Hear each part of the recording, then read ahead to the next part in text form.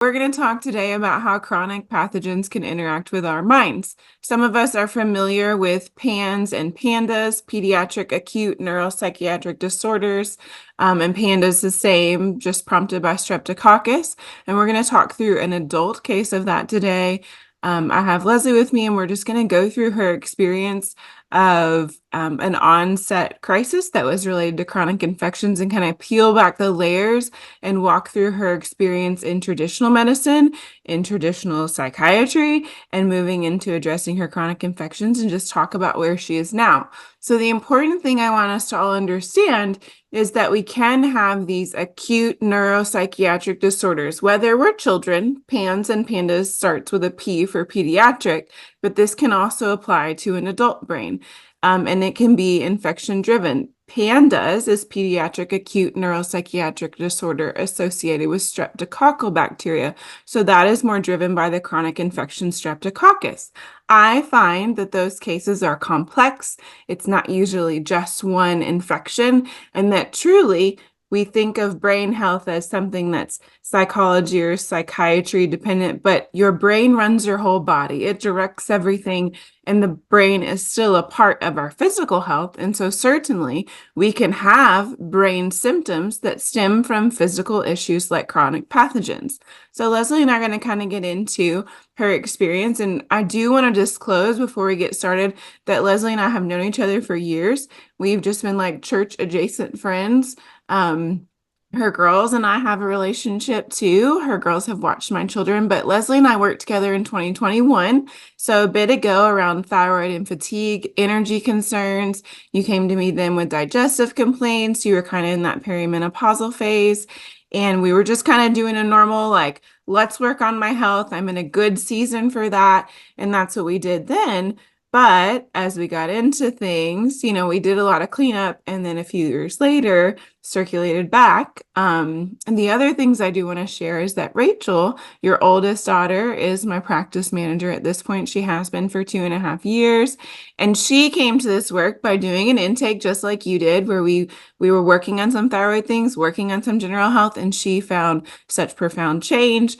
Your whole family really has kind of moved towards this root cause healing and was open to that before we started working together. And your other daughter works on our socials, and I've worked with your youngest after a mold exposure in college. So we're definitely all intertwined, and I just kind of want to be clear about that, but that does not negate or change the validity of your story and experience.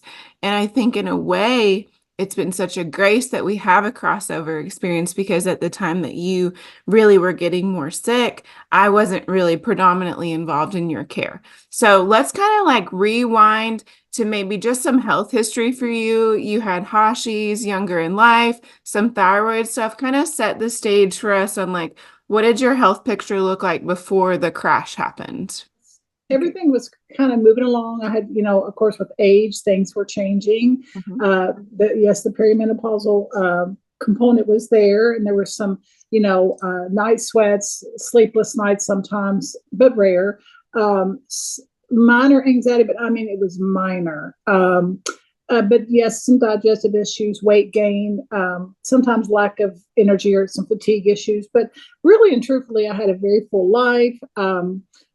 Very busy life, worked part-time for our husband's business, took care, of everything in the home, did a lot with my girls, very, very active in my church.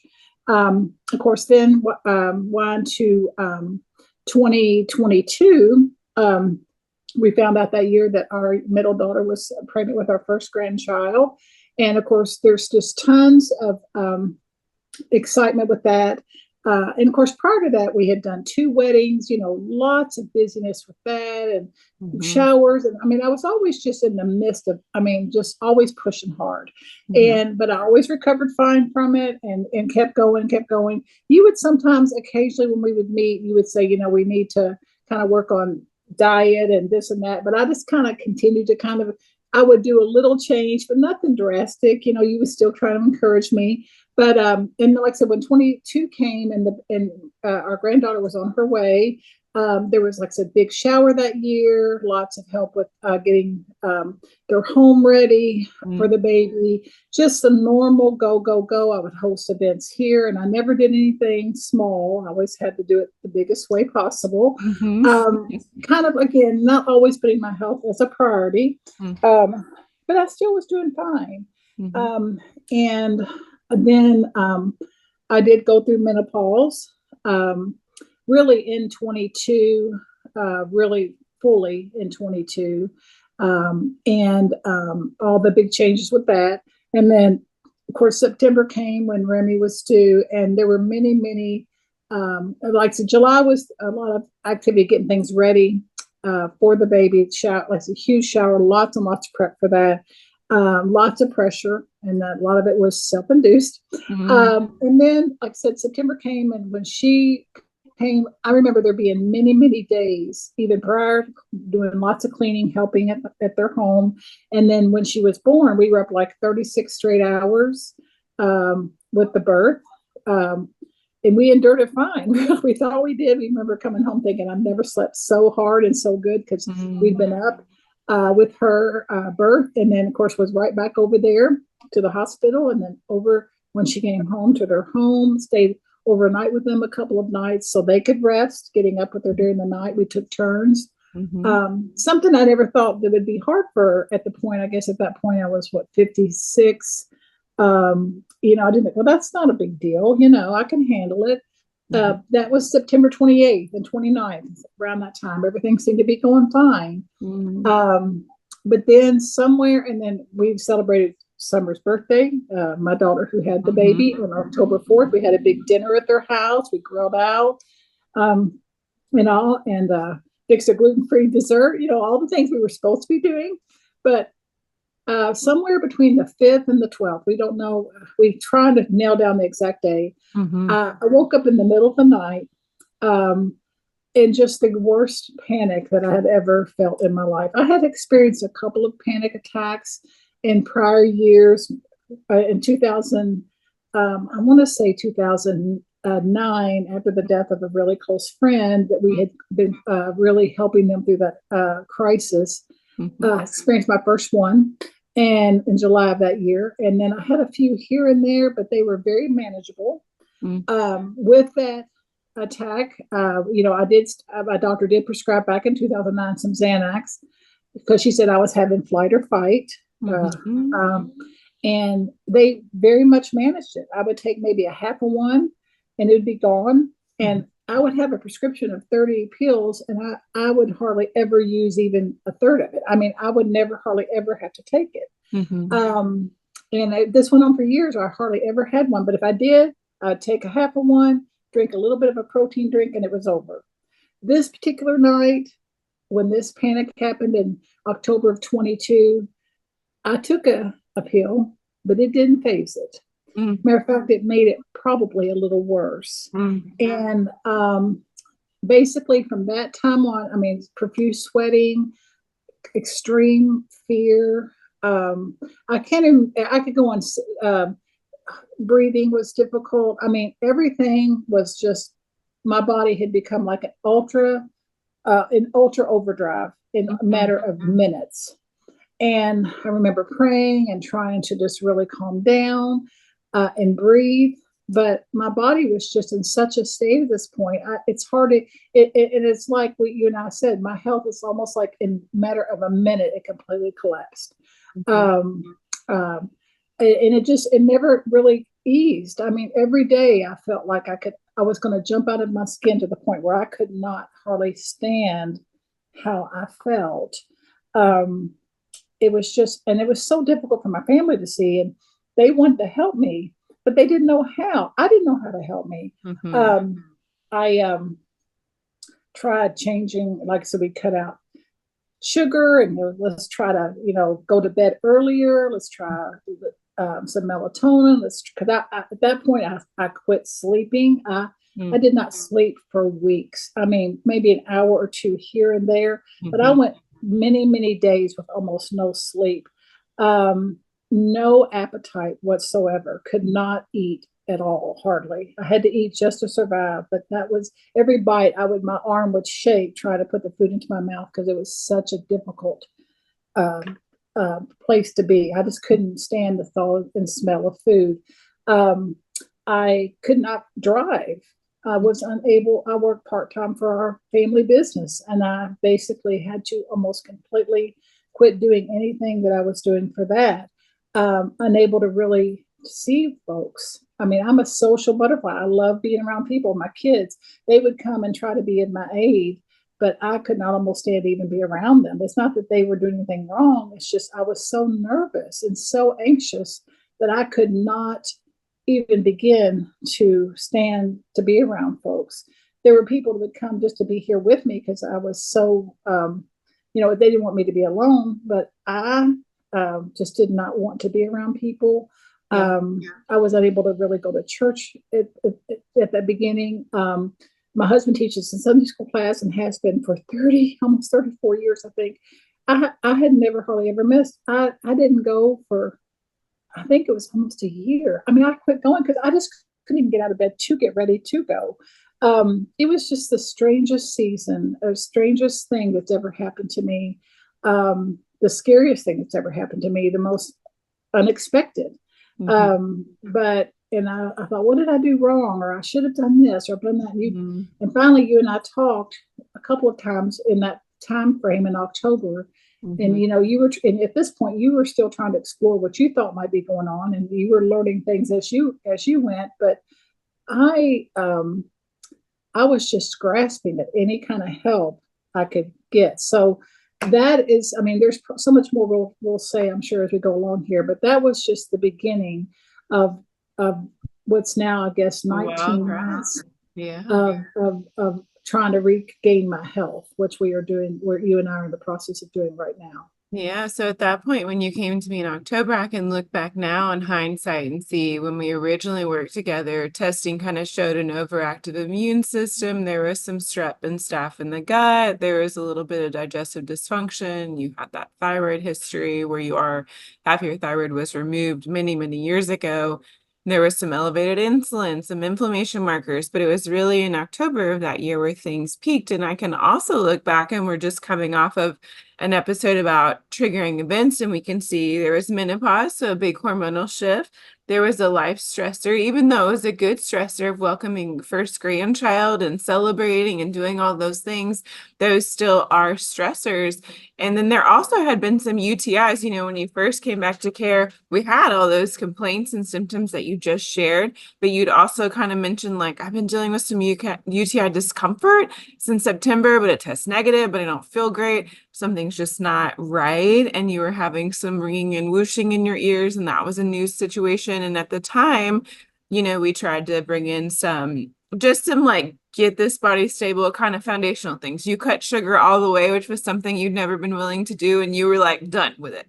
And that helped to alleviate some of like the gallbladder pain. You worked on your habits. You did things like that. We ran some labs, but those symptoms all continued, and we eventually ran a hormone panel too, which showed us that your cortisol was inverted. So tons of cortisol in the afternoon, evening. And then even by the time it got to the morning, it was still there, and you were clearing tons. So your body was making more than even we were seeing. And that was just kind of, your body truly was in this physiologically induced fight or flight state, but you hung there for months. So moving into, we met in October, we met a couple times, you're working through things, more symptoms are happening in November. You had an emergent mental health issue that was part of kind of that long stretch of not sleeping. Can you kind of share with me some of that season through the winter of 2020 into 23? Yeah, 22, 23. Yeah. It was so bad as far as like just the constant, I guess, the flight or fight mode that my body was in. I would just dread going to bed because I knew that it would be, anywhere from, 8 to 10 hours of just constantly laying there in a constant state of almost panic and pain. And I felt like there was just like an ocean in my head. And I just felt so it was dark, and you just felt like, is this, the time just ticked by like, slow, slow, slow. And I remember looking at my phone, 500 times during the night. Will this night ever end? And this was every night. Mm. And then if I did ever fall asleep, if I was fortunate enough to fall asleep, a lot of times I'd wake up and I'd be like, just again, my heart would be racing. I'd be scared to death. Mm. I would just, I would ask John just to hold my hand because I was so scared. And of course, I was affecting his rest. And I felt that guilt of, hurting his health. And just, it was just such a stream of constant uncomfortable moments. I mean, and I thought, how can this continue? But every night I thought, I've just got to keep going. I mean, there were times I did not want to keep going. I'm going to be honest. There were moments even into early 23 that I did not want to continue. And those are thoughts I never, ever even, they never came into my mind. But there were that, and I'll be just as honest as I know how to be. It got so bad in 23 that my family would not leave me alone. Mm-hmm. I had actually a couple of friends, very trusted friends, not very many, that when my family couldn't be here, I would allow just a couple of women to come sit here. It's a very humbling experience to see someone that's sick and very, very, very unstable mentally. And it's very humiliating almost, because you think, I've always been such a normal person, but something had completely taken over my mind. And I kept thinking, what did I do wrong? And then you start, having guilt. Like, could I have avoided this? Whatever. It's a cycle. Huh? It's a cycle. Yeah. And then you have such more sympathy for folks that you think, well, they have mental problems or whatever. And you think, were you talking about really changing your perspective about brain health and mental health challenges? It really changes your thoughts about that. Like, it can happen to anyone. And like I said, I had one of the most, those who know me, know me all these years, I had a wonderful life. I mean, I still do. I mean, I'm one of the most blessed people on the planet. A wonderful, faithful, loving husband that works hard and takes care of his family, follows the Lord faithfully. 3 amazing daughters, as you know, just love me, me and their dad, and very hardworking, accomplished. We have a nice home. We have everything a human could want. Yeah, in many ways, this was like a whole foreign. I think I remember you talking through even thoughts in your head, and you were just like, I've never, ever one time in my life had any of this experience, or even had it anywhere near me. Like, I just didn't even know that any of this existed. I didn't know that I could feel like this level of anxiety or this level of darkness.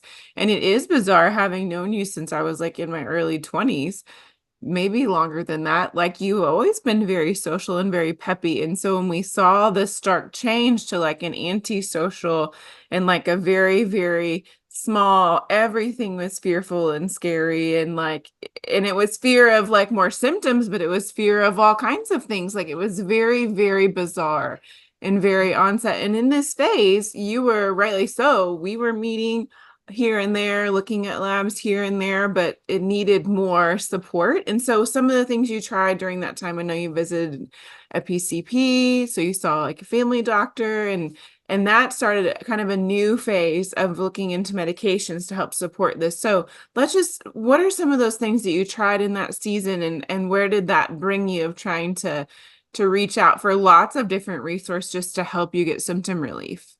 Well, I mean, one of my doctors, she was very concerned and very sympathetic, and tried to help with the avenues that she's been trained to use. And, she encouraged me just to continue to try to take the Xanax, or I had that on hand. Like I said, I had the bottle that was in my cabinet, I think had been prescribed to me honestly, probably like 3 or 4 years prior. And I think I'd taken 2 out of it. That's how little I just hardly ever needed it. So I never had any concern about dependence or anything like that, because I hardly ever took it. And it's all, like I said, I could take a half or a fourth of the prescribed dose and it would take care of it. And I would never, and then I wouldn't have a problem again for a year, 6 months, maybe a year and a half. And sometimes I didn't even for sure need it, but I would think maybe I'll just take a quarter because I was really antsy or whatever. But that was so rare. I mean, rare. And then So I did continue to take that prescribed dose I already had, Mhm. and I took it like once or twice a day because I was actually kind of scared of it. So I would be careful Mhm. about taking Mhm. it. But then the anxiety just continued to just get worse and worse. And at Thanksgiving of 22, I had gone to my mom or gone to my to John's family, and I did fairly well because I had actually taken a Xanax right before I went, and I was able to handle that really well. Didn't love it and didn't feel great, but I was pretty calm and enjoyed a little bit of food and stuff. Mm. Then I went to my mother's, which was a normal thing to leave there and go to my mom's.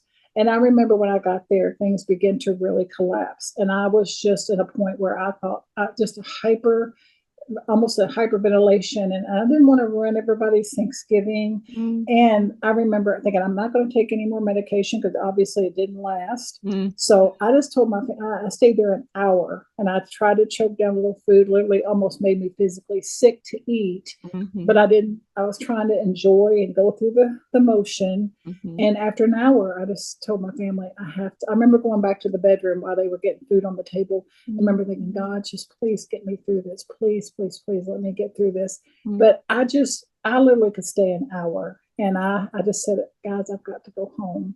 And I remember driving myself home. And it's like, I don't even know how I got from the south end of Louisville to my house, but I did. God got me Mhm. there. And, I came home and I just tried to survive. And I remember calling a practitioner friend that night from our church to Mm. get his advice about some things, and he advised us. But I ended up actually going to the hospital in the middle of the night because I felt like I was literally going to explode. I was so anxious. It was just the worst feeling you can imagine. So John took me. He was so fearful as well, and we drove to us, I think, suburban hospital. And from there, I ended up at a local psychiatric hospital in Louisville because they said they could get help for me immediately. And I was just Mhm. at the point of desperation. I really Yeah. was. Yeah. And I went, and I didn't get help right away. Of course, they Mm. wouldn't let me have any of my medications that I was taking or whatever. And that's fine. But I actually remember, because I wasn't able to take any of that stuff, that I actually was not as unglued, Mm. that week, that night. But I still was not supposed to be there. It was not the proper place for my situation. And Mhm. I wanted to get out immediately. So I was there 30 hours, and it was a terrible 30 hours. They Mm. weren't bad to me, but it's just not where I needed to be. Yeah. And I have a whole new sympathy for those who have to be in those type of situations. But Mm. fortunately, I was only there for a short time. I came home. My family tried very hard to make things as comfortable and as easy for me as possible. But again, it was just a survival every day. And then there was a couple of days in December where I woke up, and I had woken up from that time in October Mhm. until the 8th day of December. I remember it being Molly was coming home, and we were going to decorate our Christmas tree because Mm. we waited for her to come home from school. And I remember being anxious every single morning Mhm. that from that time, that day in October, every Mm. single morning. I mean, severely anxious every morning, having to force myself to put one foot in front of the other and get out of the bed. And that day, December, I wasn't anxious that morning. Oh gosh, Mhm. maybe it's over. Maybe it's over. Mhm. And I Mhm. remember that whole day I wasn't anxious. It was the Mhm. strangest thing. And I just felt kind of normal. And we put up our Christmas tree. We took pictures. I have a picture right behind me over here on the shelf of me holding Remy Mm. that day, by the Christmas tree, and it was just a fairly normal day. And I remember my husband singing Silent Night to her, and he was very tearful because he thought, "Oh, we finally have a normal family day." Mm. But then the next day, it was right back. Mhm. And I had one other day that was fairly good in December, and then but every other day was just get through the day type of thing.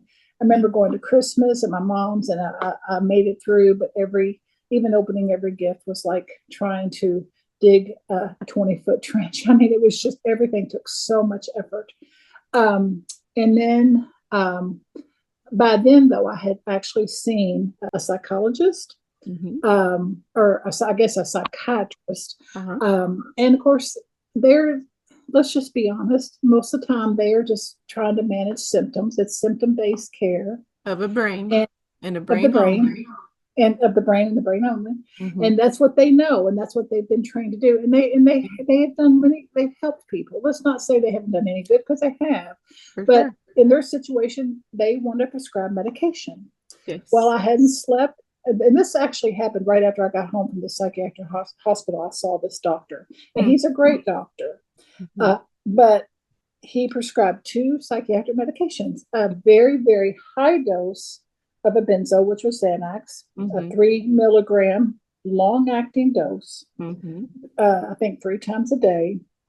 And then he also put me on Seroquel, which is a very strong psychiatric medication meant to treat schizophrenia and other types of psychological disorders, but also can help you sleep. That was why he prescribed it, because I had not slept for months. And I did sleep the first several days. I did, and it was such a relief. But I kept asking that doctor, "Are you sure that this will not cause me a problem down the road? Are you sure that this will not cause a long-term dependence on?" He goes, "No, no, you're fine." He goes, "I'm not giving you enough of it to cause a problem." Mm-hmm. He said, "You'll be fine." But he kept giving it to me because I was just so desperate for some relief. I mean, desperate. But I asked him, I know on 4 or 5 occasions when I would have a Zoom appointment with him, "Are you sure that this will be, oh, it'll be fine. You'll be fine." Well, unfortunately, this happened in end of November, early December. I started taking it. By right in early January, I started having what's called interdose withdrawal, Mm-hmm. where even in between doses, I started having withdrawal symptoms. Like I wasn't taking it, even though I'd just taken it several hours before. Mm-hmm. And Rachel looks at, she was with me when she was, "Mama, we've got to get you off of this medication." She's like, she's looking at the reality, and it's starting to we're starting to realize that I am in the biggest hornet's nest that someone could have ever gotten into. Mm-hmm. I use the phrase, "I walked into the worst spider web anybody could have." I basically became dependent on this drug and had no idea that I was doing that. And I it's mean, it a was like, complex situation, right? Because it's not just your brain, and it wasn't just those symptoms that were psychiatric symptoms. They were symptoms of a bigger problem, of that brain inflammation, of infections that we'll get into, Lyme and Streptococcus and Bartonella. Those things were there. And so a medication is not going to resolve those pieces that are still driving the body. So when you brought those medications in, did they offer you any sort of lasting relief or shift? oh no, I mean, No. zero.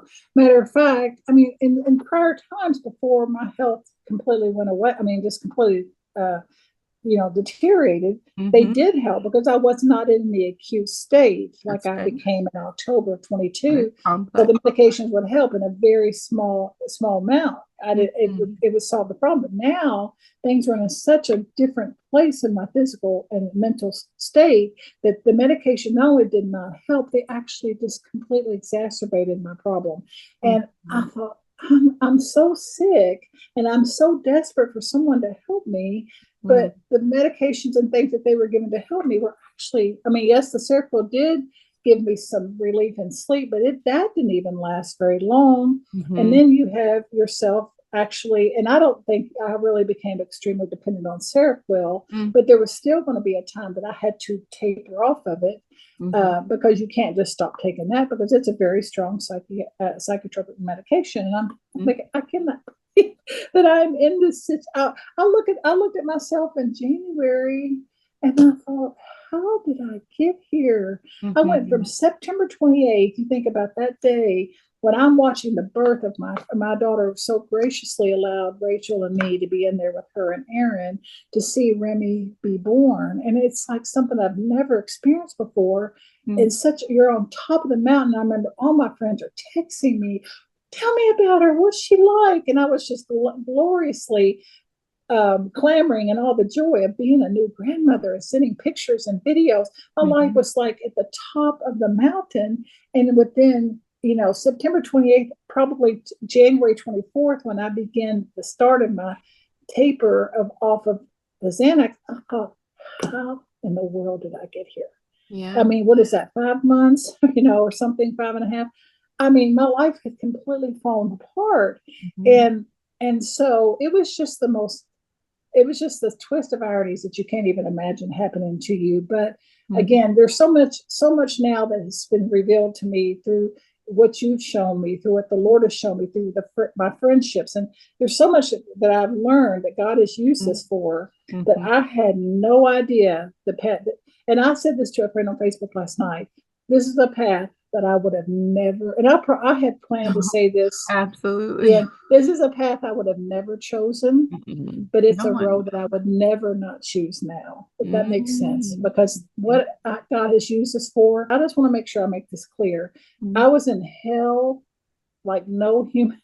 I mean, I know people have suffered much worse than this in their life, but this is just a level of pain and suffering that I never ever thought I would ever go through. Yeah. And and I had not even begun to really go through it at that point. I still didn't even realize what was ahead of me the Yeah. next several months. So yeah, so basically, I began, and Rachel, well, we decided at that point we were going to do everything in a natural, which we already were doing things somewhat with you, change Sure. gluten, no sugar, things like that. You had helped us with several supplements over the years, Mhm. but you were becoming, the light was coming on for you. You were, God was showing you how the real path of healing was supposed to occur in people's lives in a lot of ways through this learning about chronic infection and Lyme. Mhm. And it's like he had revealed all this to you at the following year in 23. And it's like everything was like a puzzle that was coming together between, we already believed in this root cause, but yet you were learning a new path. Because I Mhm. thought to myself, God is beginning to open the biggest can of worms for Elizabeth in her practice because of what she's learning through this path of healing. Yeah. And it was just in the right timing for you to be able to help me. Yeah. And so it was like, but I still had so much to go through even before that came in the end of September, end of 23. So yeah, so that was January 24th. We had seen a psychologist or psychiatrist. I guess it was a functional Psychiatrist. out of New. I Functional. think she was. I think she was in New York. I'm trying to remember. We saw her over Zoom. Uh-huh. She was, but she basically told me what kind of road I had ahead of me. She did. She Mhm. told me what was ahead. It was going to be a very hard road. But I remember saying to me, and you said it to me later about the chronic infection treatment. Mhm. There's no other way out but through. Mhm. And so for me to get out of the hornet's nest I was in, there Mhm. was no way of getting through it, out of it, but through it. I had to walk through the fire. Yeah. So we started that process in January, and I tried really hard to come down off the Xanax, and we actually implemented a program through something called the Ashton method, which helps you to come off of Xanax because it's probably the hardest. There's several types of benzo. Mhm. They're called the benzodiazepines. Mhm. There are several types of those drugs. They're all very, very addictive. But Xanax is probably the most difficult to come off of all of those class of drugs. So I was on that. So then what we decided to do to use some of the Ashton method to incorporate Valium Mhm. into that to kind of help ease me coming off that. And I Mhm. think it did overall help. But Mhm. it's still, I was in such a high dose by that time, Elizabeth, and I was in such a terrible state because at the time we didn't know all these other infections were raging, Mhm. that I was just in such a deteriorated state that by April, I'd already been to the emergency room 2 more times, Mm. or just feeling like I was having a heart attack, feeling like that I was going to explode. Yeah, your body had And been in fight or flight since October until April. yes, That's such a long time. And through a yes, winter, and you'd gone to many different doctors, you'd worked on thyroid med stuff. You were at this point where you'd visit a functional psychiatrist, so psychiatry from kind of a root cause approach, and you guys had worked on weaning, and your family supported and researched and helped so much during that time period. But I also remember watching and thinking, I don't know that this weaning thing is something that she can do in the environment that she's in. And you were starting to feel like this isn't progressing enough. Like it's just not it's not happening. So then what was the next step that came about in May of that year? Yeah, well, see, in April, I'm at the ER, end of Mhm. April, early, Mhm. yeah, very end of April. And Rachel Mhm. basically started doing she'd already been doing some research. And with some of your advice and just your all's knowledge, Mhm. you're the trained professional, but, she works under you and you all were working. And because Strategizing. nobody was more concerned about getting me well than my own child. But she Yeah. had you in her corner saying, we've got to figure this out. So she started researching holistic places to help with coming off this medication, because we were Mhm. not going somewhere where they were going to give me. And I, believe you me, I was researching places that would accept insurance and allow me to go in and receive treatment. But what would they have done? They would have put me back on other types of psychiatric medications, and they Yeah. would have tried to put me off this medication in a matter of days, maybe a couple of weeks, which is actually extremely dangerous. And Rachel basically said, Mom, you are not going to those places. I know they're Yep. will save you a lot of money, but we're going this direction. She goes, I feel like this is the path we've got to go. And there were no other options really but this place in Sedona, Arizona, Mhm. Alternative to Med Center, ATMC. Mhm. And it's a 2-month program. You can go less, but they suggested a 2-month program. Mhm. And I'm just going to be really honest. It was a tough pill to swallow, because for me to walk in their door, I had to hand them a check for $60,000.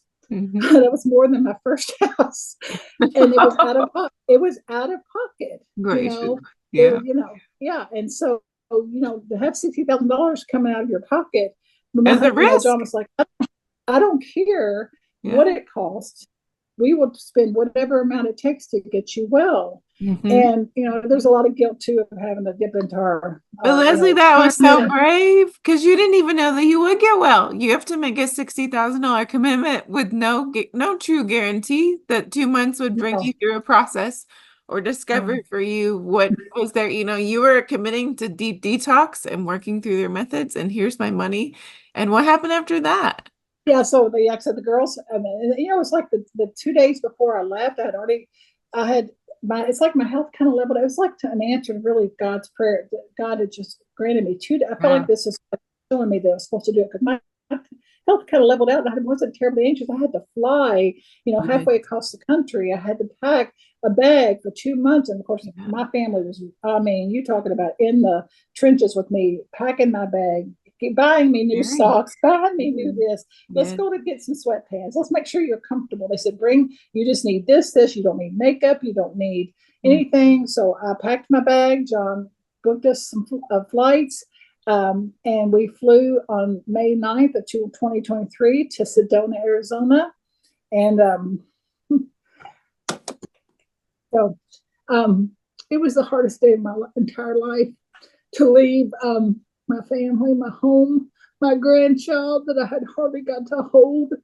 And I went there, and but they were very kind. It was not Yeah. exactly what I would have, it was clean. It was helpful. They were very caring folks. And there are people that I one day revisit. I think John says I need to revisit them one day when I'm well, so they can see the Mhm. path that they helped me. It may not all be super spiritual or super the way I would have, but yet they were very loving and kind, and they walked me through a process. I know the night that John had to walk me out the door, or he had to walk out the door. I was under a secure, I mean, it was secure gate. I couldn't Yeah. leave unless somebody flashed their badge. I mean, you Mhm. just can't even imagine what that felt like, to sit there and be under lock and key. Yeah. And of course they learned fast that I was no threat to anything, but they had to follow every rule. And my husband had to turn around and walk out the door, and I knew I would not see him for 2 solid months. But they put me in a program where they use heavy sauna processes, where you would use sauna every day. It was miserable because you're going through withdrawal, where you Yeah. basically feel like you're going to literally jump out of your skin. You're Yeah. you're shaking internally. Your internal self is shaking tremendously. My ears rang like I felt like I had 1,000 birds in each ear. My ears rang so loud, Mm. um, and that had gotten so much worse. And Like I said, I still had no appetite, still wasn't sleeping great, sleeping better, but not great. And having to go sit in a sauna 1 to 2 hours every morning. But they had other types of, we exercised, they did foot baths, they did castor oil packs, they did all kinds of things to help cleanse your body. They had massage, all that was included, and it was a great treatment. I was miserable the entire time because I was going through heavy benzo withdrawal, and my body was, I was literally just trying to put one foot in front of the other, but I kept putting myself, saying I knew what the Lord had suffered one day in his life for me. And I thought, I can go through this because of what he did for me. And I'm going to do it. I'm going to do it. And I'm going to do it for John. I'm going to do it for my family. I'm going to do it for my grandbaby. I'm going to do it for my mom, who supported us in this process. I'm going to do it. So every day I just said, one more day toward my healing, one more day toward my healing. That's what I said every day. And I would journal nonstop. I filled up a whole journal while I was there. Every page, I filled up every page. There were prayers in it. There were, words of affirmation I spoke to myself. I had a song that Rachel gave me from Charity Gale called We Need a Miracle. And I listened to that song every single night before I went to bed with my earbuds. And my other roommates would be in there. They'd be watching their movies or shows, or whatever. And I would be singing that song to myself. And I thought, God, one day is going to give me a miracle. And so I did that for 2 solid months. And like I said, there was constant appointments. There was therapy. There was all this walking me through the journey. And they kept saying, yes, very good. And they told me one day you're going to see the end of the tunnel. You're going to get there. But many times I would walk in there and say, how can I do this another month? How can I, not knowing that I still had many more months. Because I remember walking in the day and I met a gal named Lotus, who is the head of the detox shop. And she helped with supplementation and other, she consulted with another doctor, Dr. D, that would talk us through these different processes to get our bodies clean, rid of this medication. But when I first met her, she was actually on vacation the first week I was there. But when I walked in, this ball full of energy greeted me, and she said, "This is just 2 months of your life to regain your whole life." She goes, "It's going to be worth it, And because she knew I was really close to my family, whatever, and this was a very hard process. But it was, and like I said, I saw some people there, and they just seemed to have such an easier time. They were going to the pool that was right outside my room that I never stuck my toe in. They were laying out in the sun. There's many other stories of why we won't. I didn't get in that pool. You and I know the secret behind that. We'll talk about that, but off camera. But there were many times that people were having parties and doing art and doing this. And it's not your experience. And I did, try to participate in some of it, but I remember sitting here thinking, just get me back to my room. And I would go back to my room and I would sit in a chair, and I would just sit there and pray. Sometimes, like I said, for 2, 3, 4 hours at a time, just asking the Lord to get me through. And I would look. I had a picture, and there was just a painting that I had hung on the wall, and around the frame I had all my family, and around the pictures, and I had frames of all my girls, and I had Remy, of course, there, and pictures of John, and just get me through, Lord, get me through. And and people would say, you have so much to fight for. And I said, oh, do I ever? And I said, I will fight to the bitter end. And that's what I did. I came home completely weaned off of Xanax and the Valium.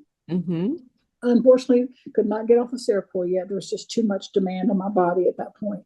Came home, and I remember on the way home, when I left the day John picked me up, I actually felt really good that day. Took a lot of pictures with the people that I was been there with, the staff, and of course with John, and just felt really good. But the next day when we had to fly home, I remember being so sick. I mean, I was still in the throes of withdrawal. And my body was it was just fighting me. And I remember thinking, how am I going to even fly home? I was so sick. And I remember putting my head against the window on the plane thinking, I'm not sure I can do this. But I thought, no, you've already come through a really hard season. You can do this. So got home July 9th. my kids obviously had my yard immaculate, my flowers planted. They were trying, and I didn't want to let them know how very bad I felt.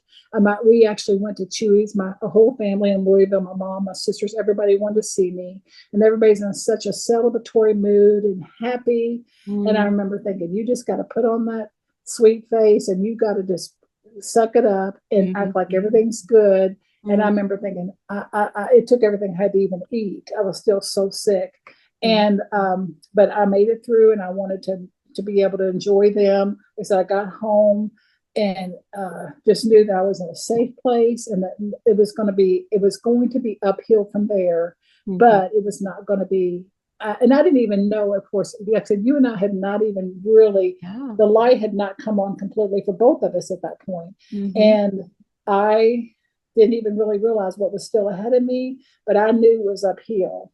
So that was July, and then things with Rachel and you talking, just really, you all continued to think we got to figure this out, because we knew there was more to my health collapse, and because the benzo was just the part that happened after. Yes. So we had to figure out what was the root, what was the trigger, and what caused it to collapse. And you noted even in your time in Arizona that your experience going through the program was a bit different than some other people. Your body seemed to handle things differently. Flying back home seemed to trigger a hard day. And now we know more about the pathogens that were at play. And once you got home, you went and saw a local functional doctor that I say kind of like planted the first seed, just to kind of check on some cancer markers, like have another doctor on this side of the country able to help kind of advise. And he brought up, mold illness or Lyme based on labs.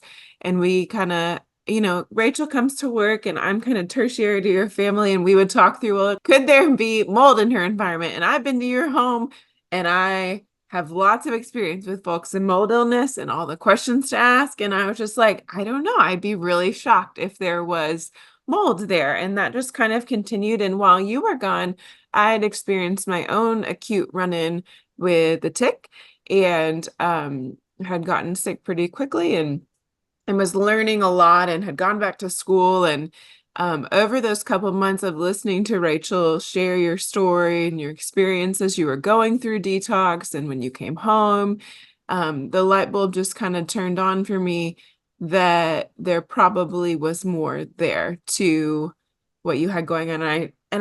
I dabbled in maybe sharing and went through your old files and saw again that there had been that high staph and that high strep, and that there had been an overactive immune system a couple of years before when we worked together, and just tried to kind of keep thinking and listening. And in that time, I decided, because I'm not big on pushing my way of thinking on someone else, but you all are close, and I'm with Rachel most days of the week, and shared with her just a podcast that shared someone's story who had gone through Lyme and co-infections. And how did you come to kind of hear, or how did you experience even like having that information shared with you, I guess, because I think Rachel. Well, I think it was like late September. It may have been. It was either right before Remy's birthday party, or right after. And you and I have been together. Of course, like I said, you and Rachel work together at least 3 days a week, sometimes more. And like I said, Rachel was shaking every bush that could be shook to try to figure out how to help her mother heal.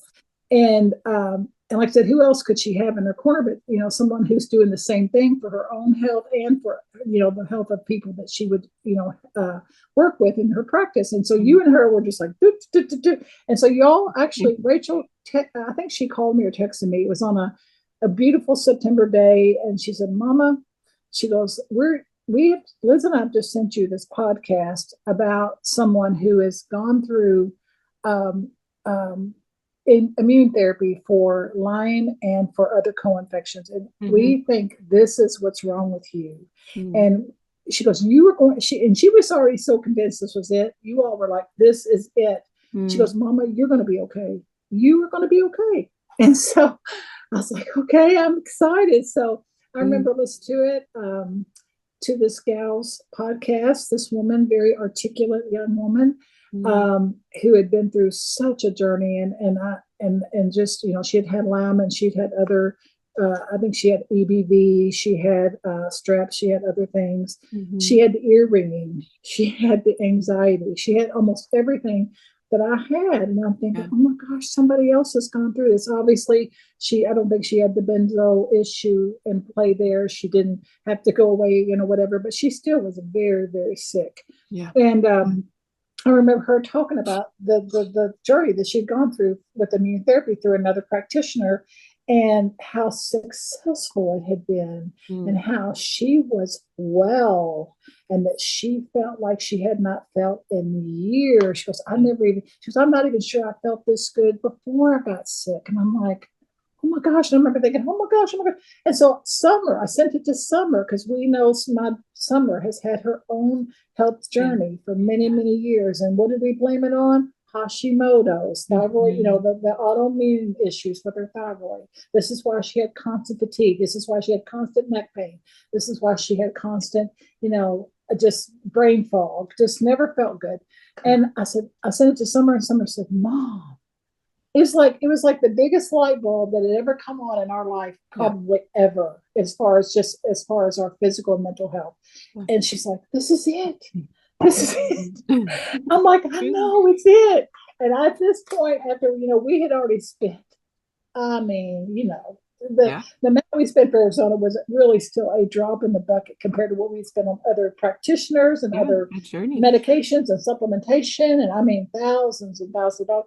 And my husband's like, we knew this was kind of another expense, even though it was really one of the more inexpensive routes. Mm. You told me compared to what I'd spent in Arizona, it was Oh, a yeah. drop in the bucket. Yeah. I mean, literally a drop. And my husband's like, I don't care. He said, we're Yeah. spending it. He's like, we're doing it. And so Yeah. you said, Lesley, the next step we have to do, if you're convinced that this is the route you want to go to do the low dose immune therapy, we need to get off Seroquel next. That we Mhm. can't send you into this immune therapy on a psychotropic medication. So we've got to get you off of that. So that's what was my next step. I'm thinking, oh gosh, I'm still so much, still feeling so awful.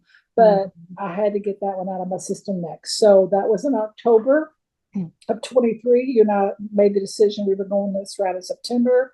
Yep. By the end of October, or what was it, the end of October? I think I started the taper, and I think You the ended end it of 85. I think by November, I think by November I think I did it in You like were two and off. a Yeah, two by and the a end of October, you were off because you started immune therapy in November. And that was when Yeah, November like, 1st. We started November 1st, yeah, remember? Yeah, yeah, I yeah, remember now. Yes. So, yeah. but I did it really fast. And I remember one of the practitioners I mentioned in Arizona, she goes, oh, it's going to be much harder to come off Seroquel than Mhm. you imagine. And I was kind of dreading it. And it's not for some folks, it is really difficult. But I Some guess people this, can hop on and off too. There's a lot to, benzos, depending on brain chemistry and genetics and pieces that are at play, they interact with different bodies differently. And I think that's something too, because, we can have people listening saying, well, Xanax is really helpful to me. It doesn't, I can hop on and off, no big deal. But everybody's brain and body, and then the pathogens and the way your immune system interacts with medication too can be different. And so for you at that point, hearing the hope, we had pretty much, we walked through symptoms again, and you filled out an extensive survey for me, and we nailed it down pretty clearly that Lyme was there, Bartonella was there, Epstein-Barr was there. We did a little testing to kind of see about some co-infection stuff that we can't always see clearly.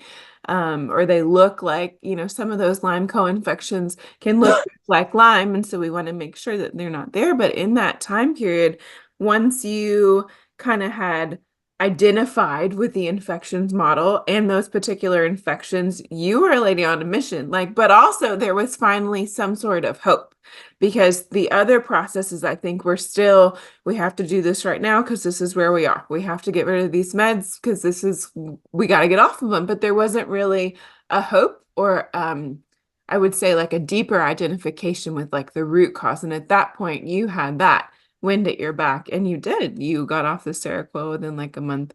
And then the big thing for me was Seroquel interacts with the brain in such a way over time that it reduces brain health. And on my side of the street, part of that acute neuropsychiatric piece is the acute brain inflammation and effect that's going on. So we wanted that out of the picture. We did a little testing in that time just to kind of see too where neurotransmitter balance was for you. Some of your symptoms at the time were you were hypersensitive to swallowing. Some of those digestive things were kind of coming back. You would say, I feel like jello. I just don't feel like myself. My anxiety is here. Some other things you had eye floaters were little, you would see little things in your eyeball. That's classic Lyme symptom. There was a lot of weakness and fatigue that would ebb and flow. Sleep was better, but it was still weird, I think, at that point. Oh, And it yeah. was, yeah, and Seroquel was in there for sleep. And so even getting off of that, that was a big part of like that month, trying to like negotiate. Will she sleep? Will she not? And so we finished that taper. You finished that taper at the end of October and you were ready to move forward. We'd done some drainage and we were starting to see even some more of those symptoms pop out as we were working through the drainage phase of Lyme and Co's. In that first phase, we worked on and broke things up. We wanted to be careful and wise with your body because you had been in fight or flight now for basically a year. And just thinking about how we tried to fortify the body as much as we could. And you certainly had some of that support when you were in Arizona. But once we began immune therapy, where was your mindset and what was it like to start that? What were symptoms like? Is the process simple, difficult, compared? Tell me about when you tried. You had me listen to a few podcasts from other folks that had worked with you in this healing journey, Mhm, and they always said this can be a really bumpy road. mhm, It's going to. This one person said this really works if you're willing to do the work. mhm, It will work for your health, but it's not probably for some it can be very, very difficult. I remember thinking at this point, after what I've been through, what's another uh, few months? And I thought about what this gal in Arizona said. This is 2 months of your life. yeah, And I thought, okay, you said this is going to be, it can be 7.5 to 9.5 months of treatment. What is that compared to your whole life? And I looked at the richness of my life around me mhm, as far as the blessings that I had been given. I'm thinking, I will do whatever else it takes. yeah, I mean, I'm a very type A, strong-willed person anyhow. yeah, So I was not going to let um, this stopped me because I was 110% convinced this was it. You yeah, didn't even have to hardly say a lot to me to really tell me this is the approach you want to take. And you had already been on your journey and it was mhm, not a fun journey. I mhm, saw how bumpy it was for you and I thought, okay, she's getting through it.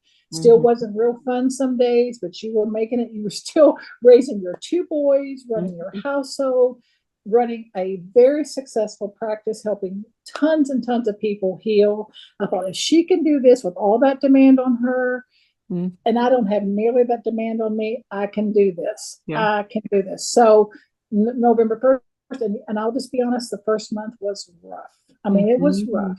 yeah, There were days I'm thinking, oh, do I really want to keep doing it? It was mm, hard. But I thought, yeah, like I said, the ear ringing sometimes was worse. The anxiety was really, really bad still. The yeah, brain fog. Then depression kind of sunk in. I had never really experienced depression mm, quite that way before. I had yeah, some of that even during the withdrawal time from the benzo, but this was like really a dark. There were a couple of days so dark. I thought this mm, is really kind of scary. But we were in continual care where I could message you and you always would get back to me in a reasonable time frame, and you would say, "This is normal. This is mhm, normal." You yes, would say, "It could be this. It could be that." So reassuring. mm, And there were times I would message you knowing that you would not be awake. You could have been, but it wasn't a time that you would answer me. But I would message you at 3 or 4 o'clock and I'd say, oh, I've never known this type of sick. yeah, But my body, my immune system was beginning to cause these ugly pathogens to raise their head. that's This right. immune therapy was causing it to raise its head, and it was fighting. Yep. But the immune system, and you've talked about this, I'm sure, in your prior podcast, it's an amazing thing that God created. He designed, and he had told me this for probably 5 years before this incident. Our Mm, bodies are designed to heal. Our yep. bodies are designed to heal. Yep. And I thought, okay, this is my immune system letting it know it's going to win the battle. It's But possible. it was a battle. Mm, So I just kept talking to you. You kept talking to me, pep talking me, keep going, keep Yeah. going, keep going. And every time I would have the calendar you gave me with my different vials that I would take on different days. And I remember marking through each day, one more day, one more day. And I remember at the end of the first phase, which is called the SSRs, usually are the hardest for some. Now, some it's not hard for others. Summer, like her first month wasn't as hard for her when she did the therapy. Her second month was harder. So whereas my first month was hard and my second month was easier. We just kind of had the opposite experience. But we both are convinced and are still convinced that this is the route we were supposed to go. Yeah. So got through the first phase SSRs and then started on what's called the 1M and 2Ms. And basically, I am now just every week you kept telling me it's going to get better, it's going to get better, and it did.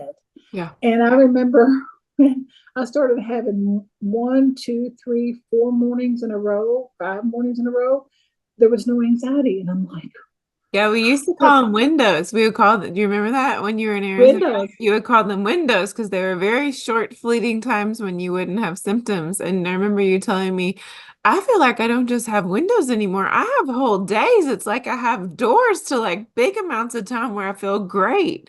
And that really was like the end of December. That was kind of a Where turning was point. that one day I told you you had, and I wish I could find it on here. You had said it was one of your most exciting things I had said. You said that's the best thing you'd heard all year or whatever. I said I felt like I'd never been sick. Remember that? Yes, you said, yeah, Saturday, I I think felt that like might I've have been never been February, sick. March. I think that may have been It was in February, March March. of this year. Yeah. Yeah. And I said I felt like I'd never been sick because I had felt such a difference and like my body was feeling truly Yeah. like it's healing. Okay. But then there would still be some moments of like it would not feel as well and whatever, but still the progress was happening and I could see my energy increasing.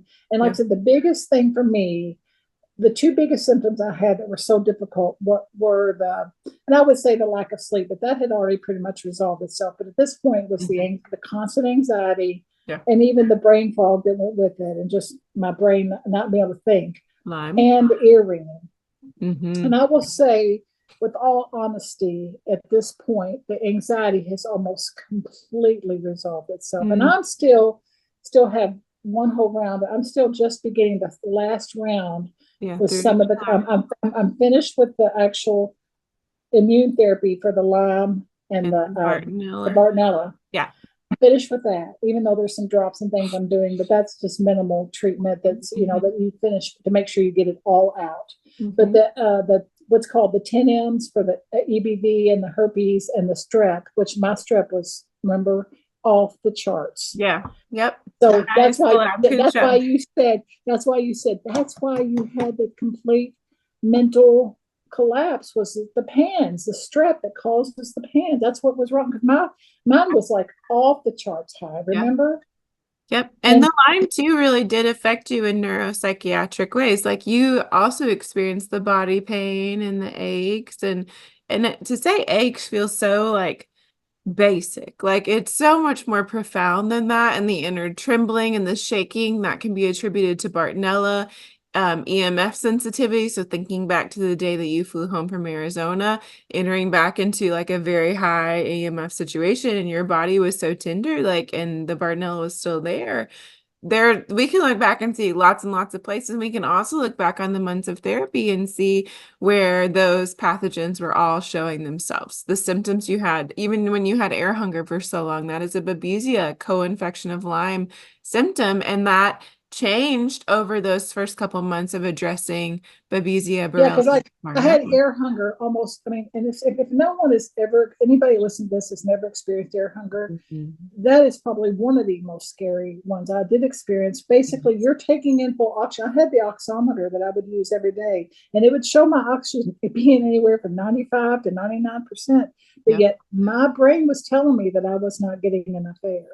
Yep. You feel like suffocating. And this would happen to me for 12 hours a day for weeks at a time. It was just, 12 again, hours such of, a hard, serious. But then once I started realizing, I think even air hunger was almost some of a fear-based symptom because I know you said it was babesia, but But I'm telling you, once I started realizing that I was finding a path of healing, Mm-hmm. that I think part of that helped release some of that my brain was like starting to work the way it was supposed to, and it let go, and I stopped having the air hunger, and I really have almost had, I don't think I've had any for since last year, late last year, after we started the SSRs. I don't think I've Mm-hmm. had any.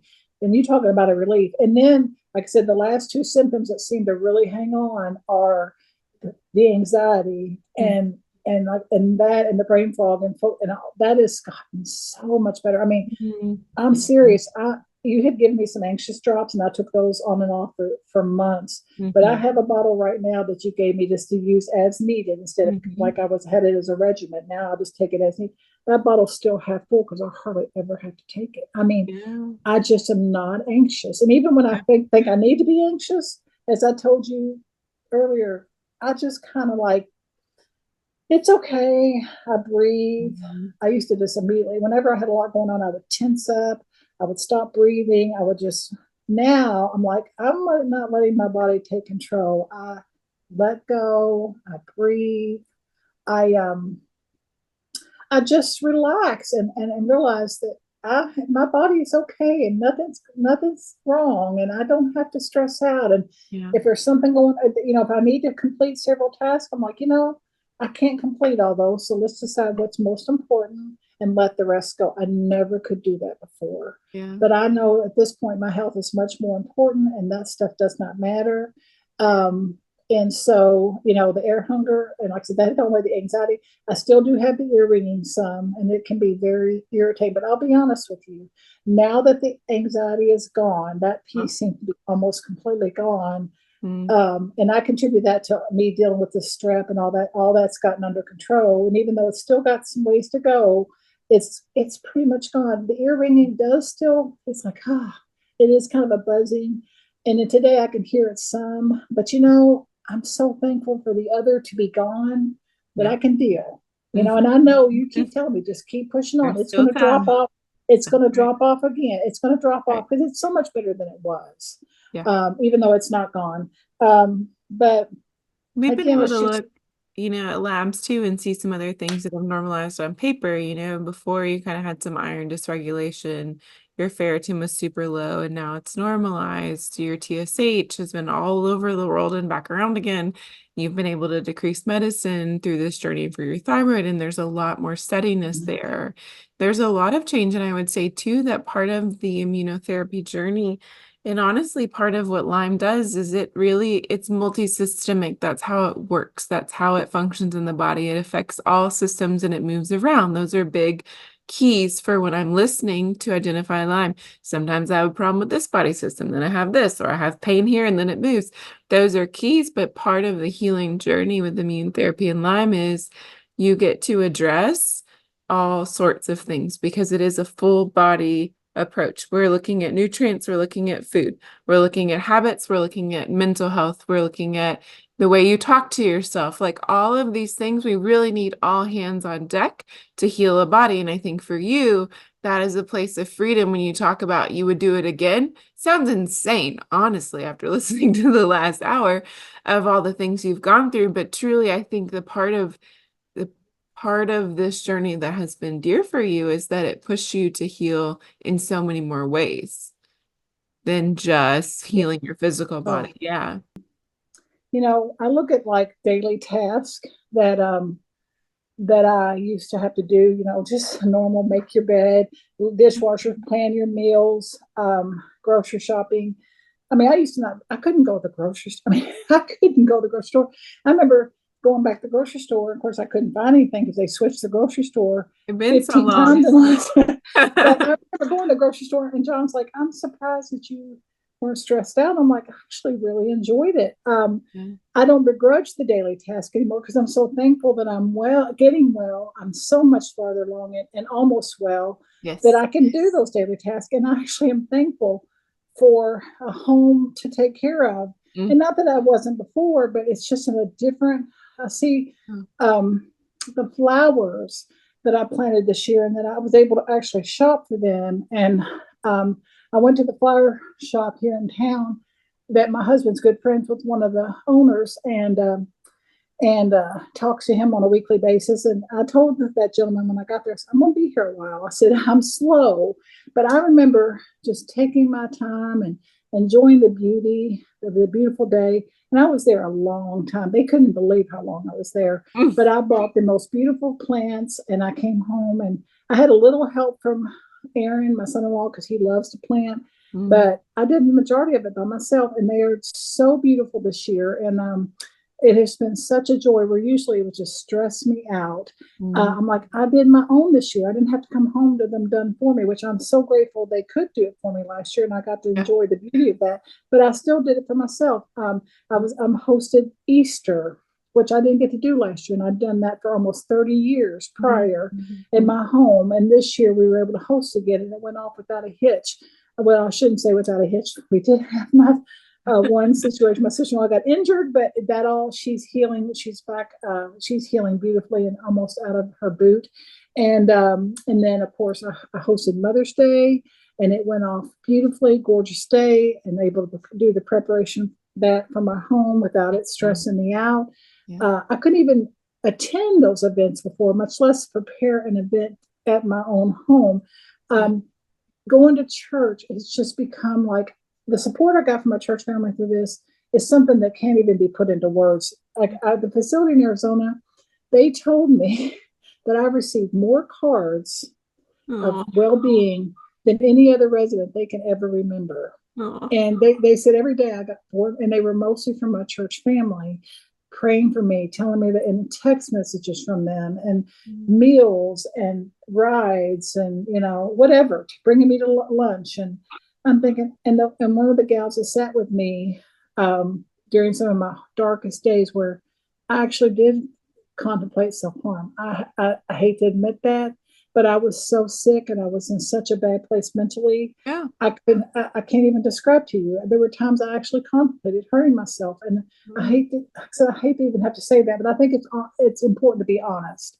I never did anything come close to doing it, but those thoughts came into my mind, and I actually expressed it a couple times to my husband, and he's like, okay, you're not being left alone. So one of my church friends came and sat with me and saw me pace and saw me beg for mercy. I mean, she saw some ugly stuff. And I said, I'm sorry you had to see that. She goes, Lesley, I would do it again. She goes, I'm here no matter what. And we're still very close.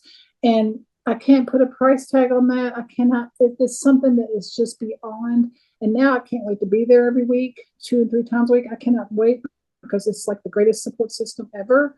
And so it's all those new life appreciations, the sunshine that you kept telling me would help heal my body. I can't wait to be in it.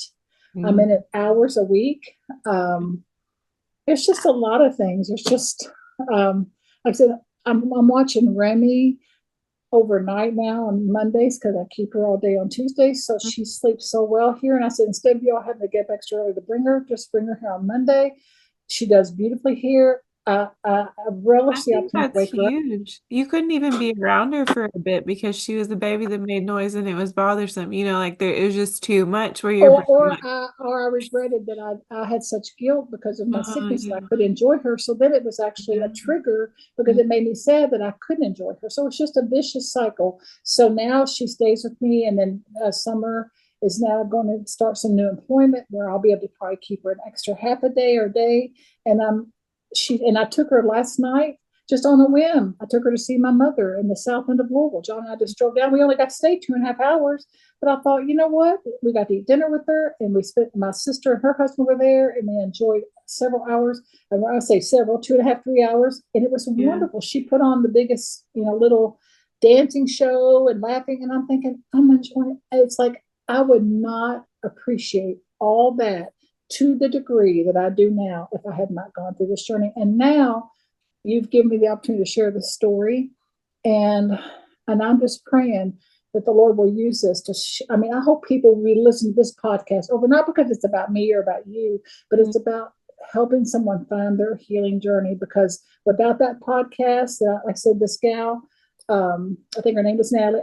I listened to that thing 5 times or so Mm-hmm. the first day. And since then, Mm-hmm. I've probably listened to it another 10 and all the other podcasts. And Yeah. now we'll be doing the same thing with yours. Now we'll be showing it to people and say, listen to this. And the light bulbs going to be coming on all across this county, this state, and other places saying, this is what's wrong with me.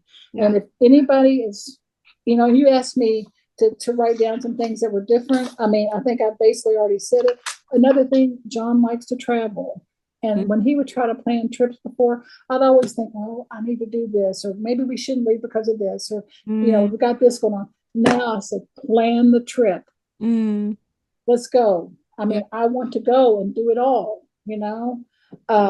So I want to be at every family function. I want to plan activities. You know, it's just one of those things. I mean, I wrote down tons of stuff I probably haven't said, but all I know is that we figured out the problem, and you have researched and figured out the way to fix it. Mm-hmm. And what happened with that gal that I listened to on the podcast, what's happened to me, it's real and it works. And it's a small investment of money. It's a small investment of time Mm-hmm. and some of the day, but you're there to hold our hand through every hour. Mm-hmm. And you're not in the journey by yourself. That's the one thing I'll tell anybody thinking about. You're not on the road by yourself. You walk through. I mean, you have many other things in your life. You can't be with us every second. You have to divide your time. But if when we need you, when you try to reach out as soon as you can and say, hang in there. And Mm-hmm. yeah, and now I said now, and I guess one of the last things I'll say is that now, because of the journey I've gone through, like I said, we've already said it kind of, but Summer's now found her healing journey, and she Yeah. is well on her way to being well. And she's only 27. She's going to be able to be well so much longer. She won't go through this acute attack like I did because she's Yeah. healed her body early.